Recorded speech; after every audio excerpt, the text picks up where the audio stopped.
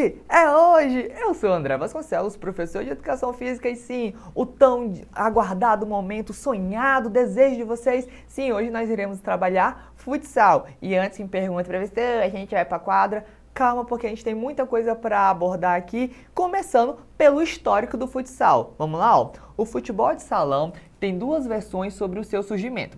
Como em outros esportes, há divergências quanto à sua invenção. A versão mais provável é que o futebol de salão foi inventado em 1934 no Uruguai pelo professor Juan Carlos Seriani, que chamou este esporte de indoor football. Então, só para a gente contextualizar, tem duas informações importantes aqui. A primeira, que seria o termo futebol de salão. A gente chama de futsal. Vocês só querem dizer, vamos jogar futebol hoje, professor? A gente vai jogar futebol hoje? Futebol é uma coisa. Futsal é uma versão, vamos colocar, adaptada dessa prática e também denominada de futebol de salão, porque o espaço em que é executado é naquela quadra que tem o piso liso, reto, plano, e aquilo é chamado de salão, porque tem as práticas de dança de salão. Aquele espaço, ele é multifuncional, inclusive dá de jogar o futebol, só que no caso de salão, que é denominado futsal. Deu de entender? Se não deu, vamos seguindo aqui que vocês vão conseguir captar um pouco melhor. Além disso, além de continuar, uma importante informação, que é a versão mais aceita que o futsal é uruguaio e não brasileiro. Porque a gente queria que ele fosse brasileiro? Queria, mas a versão mais provável e aceita é de que sim, ele é uruguaio. Mas temos aqui a versão nacional. Vamos lá, ó.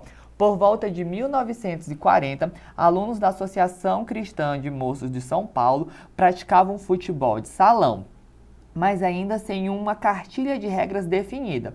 Jogavam em 5, 6 ou 7 jogadores para cada lado. Logo definiram como 5 o número de integrantes em cada equipe. Utilizavam as quadras de basquete e as traves de hóquei. As bolas usadas eram de serragem, crina vegetal ou de cortiça granulada, mas apresentavam um problema de só saltarem muito e frequentemente saíam da quadra de jogo, então tiveram seu tamanho diminuído e o seu peso aumentado. Por este fato, o futebol de salão foi chamado de esporte da bola pesada. Então aqui normalmente vocês me perguntam quando eu apresento uma bola de futsal, ai professor, essa bola é muito dura, não gostei não.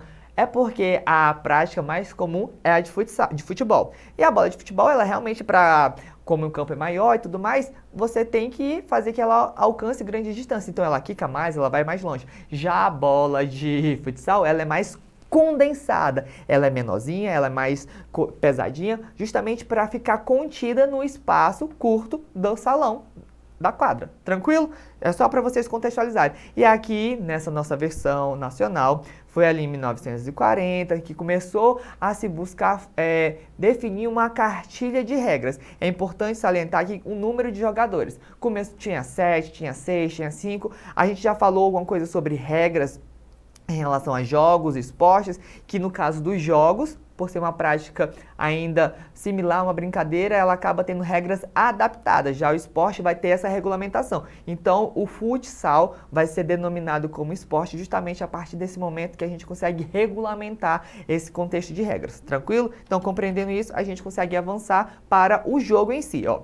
Inicia-se no círculo central, com cada equipe do seu lado da quadra. O objetivo do jogo é colocar a bola dentro das traves. O gol será válido quando a bola ultrapassar totalmente a linha do gol. Cada equipe poderá contar com 5 jogadores em quadra e mais 7 no banco de reserva, dos quais estarão em quadra. Um será o goleiro, que poderá tocar na bola com a mão dentro da área do gol. Então, voltando aqui para mim, o futsal faz parte daquela modalidade de esporte de invasão, em que eu estou de um lado da quadra e eu tento invadir o campo adversário e atravessar com um determinado objeto, no caso aqui a gente está utilizando a bola. Então, o objetivo é ultrapassar a linha do gol, fazer o gol, marcar o ponto. Só o goleiro vai poder pegar a bola com a mão dentro da sua área e a importante observação é que ficou definido 5 jogadores em quadra, sendo que um deles é goleiro. Tranquilo? Compreendido essa dinâmica do jogo, a gente consegue avançar para a fundamentação. O que eram os fundamentos do esporte? É aqueles elementos específicos que aquela modalidade desenvolve. Tranquilo? Então, foca no texto que a gente vai conseguir compreender um pouquinho melhor. Os principais fundamentos do futsal são o passe, o drible, o cabeceio, o chute, a recepção e a condução de bola. Dependendo da posição em quadra, um atleta pode ser melhor em um fundamento do que em outro. Entretanto, como o esporte é intenso e durante muitos momentos do jogo há trocas de posições, é interessante que todos os jogadores dominem todos os fundamentos. Então, volta para mim. Pergunta para vocês. Vocês já praticaram embaixadinha? Embaixadinha é um elemento que a gente desenvolve utilizando a bola, tranquilo? Durante o jogo, a gente executa diversos movimentos específicos para o trabalho daquele esporte. No caso aqui, a gente tem cabeceio. O que seria o cabeceio? Oh, meu Deus, cabeceio. A bola vem, a gente utiliza a cabeça. Ponto. Simples assim. Condução com a bola é fazer a bola atravessar todo a quadra, no caso, conduzindo ela, né, guiando ela, vai lá arrastando a bola, passando e tudo mais. O drible é justamente esse movimento de esquiva entre o seu oponente, mas do seu oponente e de você para consigo mesmo fazendo os movimentos de esquiva. Tem o passe, que é, sim, passar a bola para o seu coleguinha.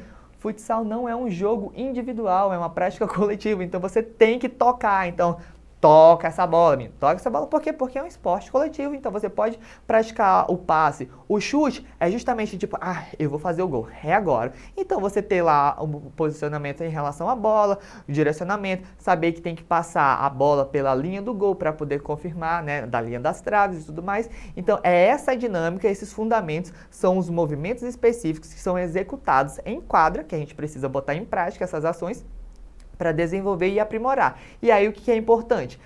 Você pode ser muito bom fazendo passe, mas talvez você tenha dificuldade em fazer o drible. Então, o que acontece? Como a dinâmica no jogo é muito rápida, é muito instantânea, todo mundo tem que ser bom tudo bem você ser específico em algo, mas é importante você ser multifuncional, ou seja, você ter diversas habilidades nesses fundamentos, ou seja, você conseguir dominar um pouco de cada para você ter uma desenvoltura um pouco melhor em jogo. Tranquilo? Acho que essa é a principal observações em relação aos fundamentos. Em relação às regras, nós temos as seguintes considerações. O futsal escolar sempre é adaptado, visando envolver a todos, então tem aspectos que são fundamentais e devem ser pontuados. Antes de eu continuar, eu quero voltar aqui para contextualizar isso. É importante vocês entenderem que sim, existe o esporte profissional, existe o esporte educacional. Dentro do nosso universo escolar, nosso principal objetivo é inserir o aluno na cultura corporal de movimento, ou seja, que ele possa vivenciar as diversas possibilidades e experiências. No caso aqui do esporte, temos o futsal, em que então todo mundo tem a possibilidade de vivenciar. Aqui a gente tem que adaptar ainda mais as regras. Lembrem que na prática do jogo a gente tem essa dinâmica de adaptação de regra. No esporte, efetivamente, propriamente dito, tem esse caráter mais profissional, mais competitivo, então a adaptação de regra ela fica contida. Logo, como aqui a gente está falando no ambiente escolar, a gente vai sim ter essa abertura para adaptação de regra. Vou falar aqui de regras gerais, mas que vocês frisem isso, foquem nisso, de que a gente pode adaptar sim, desde que seja num contexto de jogo. Contexto de esporte oficial, a gente vai seguir a regulamentação. Tranquilo? Então vamos lá. A saída da bola se dará no centro da quadra, com cada equipe do seu lado. Uma partida oficial terá a duração de 2 tempos de 20 minutos, cronometrados com 10 minutos de intervalo. A bola estará fora do jogo toda vez que ultrapassar pelo solo de forma aérea, as linhas laterais e de fundo ou quando o árbitro interromper a partida.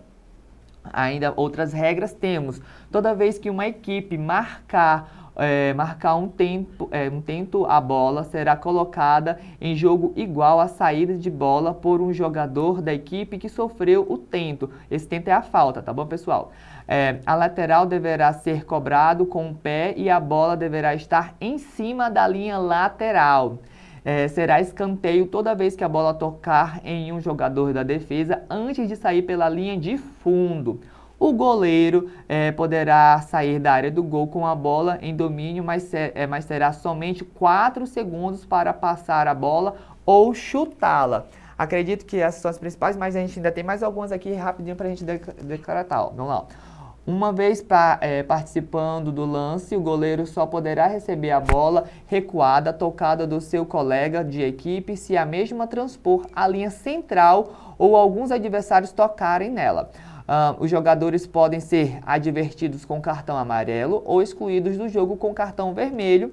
Após a 5ª falta coletiva, todas as faltas cometidas pela equipe que passou o número limite de faltas, as 5, sofrerá um tiro livre.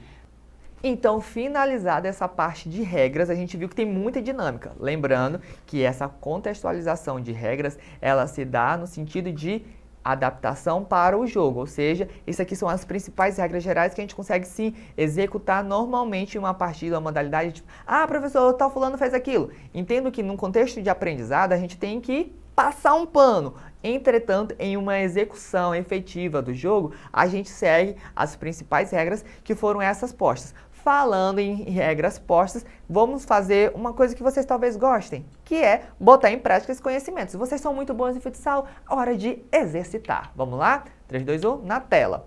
São exemplos de fundamentos do futsal. Alternativa A, embaixadinha e toque. Alternativa B, drible e cabeceio. Alternativa C, recepção e manchete.